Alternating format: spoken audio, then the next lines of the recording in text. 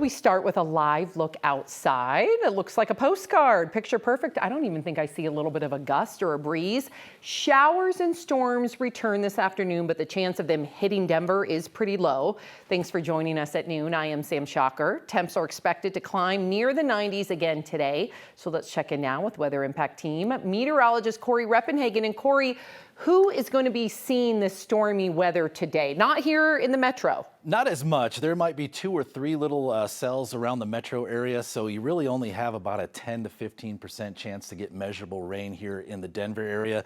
Best chance down to the south, and the further south is where we'll have probably the more impactful weather. You can see right now on the live camera shot looking back to the west, some of those clouds starting to form over the Front Range foothills right now. So we will see some shower activity. It's just not going to result to too much here in the Denver metro area. Temperature already up to 80 here at the 9 News studios in South Downtown and 79 out at the big airport right now. We have a few more degrees of warming. In fact, we could get pretty close to 90 degrees depending on how fast those clouds develop over our area. 89 is our forecast. The one spot we are watching for trouble is down in the Aspen Acres burn scar once again, where we could get not 1 but 2 or 3 several storms to move through the burn area, and it only takes 1/10 of an inch of water on the ground to create a catastrophic flash flood in an area that's been burned. So we're going to rise the heat up over the next couple of days, getting to 96 on Friday, and then the storm chances will return starting this weekend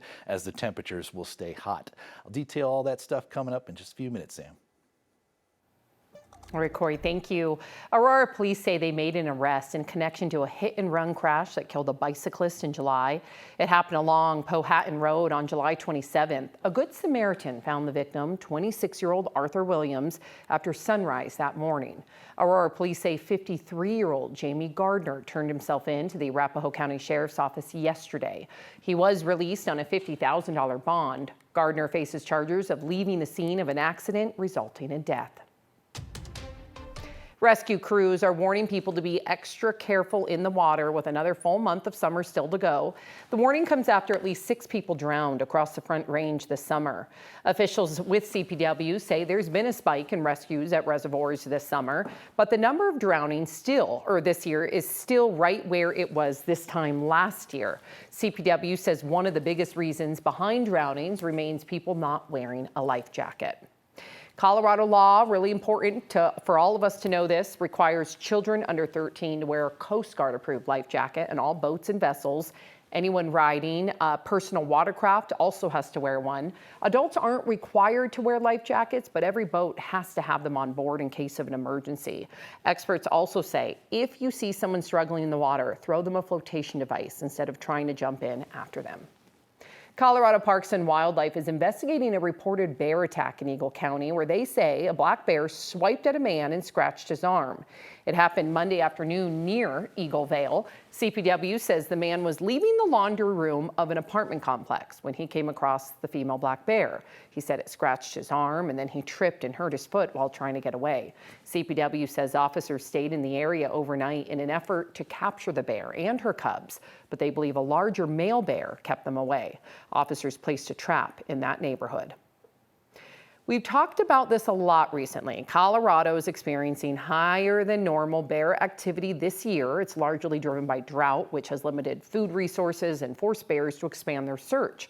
Last week, CPW said it's received more than 6,100 reports of bear sightings and conflicts so far this year. That's nearly double what it was up to this same point last year. More than 400 people took part in a simulation at DIA this morning. It's everything they need to be prepared for in case of an aircraft accident, such as a plane crash. Our Mackenzie Stafford was on the runway this morning. This is what it would look like if there were to be a real emergency here at Denver International Airport. This is the full-scale emergency exercise as if a plane had crashed here. You can see there's this plane as part of this exercise here that they had just recently lit on fire. There's multiple fire crews that rushed to the scene to make sure to extinguish those flames. And then now there's also actors who are laying out in this field. Everybody is out here as if they have some sort of real injury. And now these medical crews are going out to go check in on them, see how they can best be treated, and make sure that they're getting the help that they need as if this were to be a real emergency.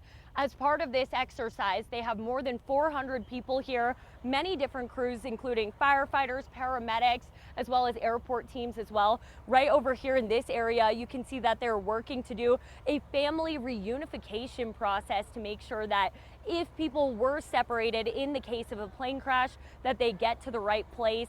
And this is all an effort to make sure that if there ever were to be a real emergency such as this, that the airport is prepared to handle it and that they're able to go through what they did today and make sure that it can be even better in the future. They do this every 3 years just to make sure, and they will be out here if you do happen to go by DIA at all today. They will be here until about 5 o'clock tonight. They'll move inside a little later, but if you happen to see smoke or all of these emergency vehicles, just know that it is a drill.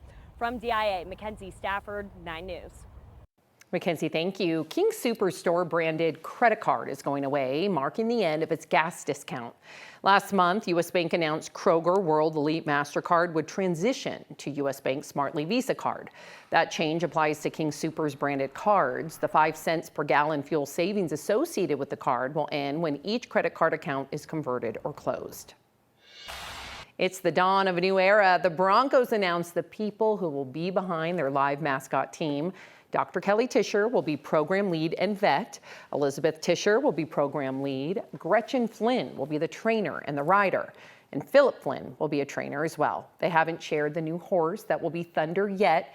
This comes after the retirement of the 4th Thunder. The new team and Thunder will debut at the home opener against Jacksonville Jaguars on September 20th.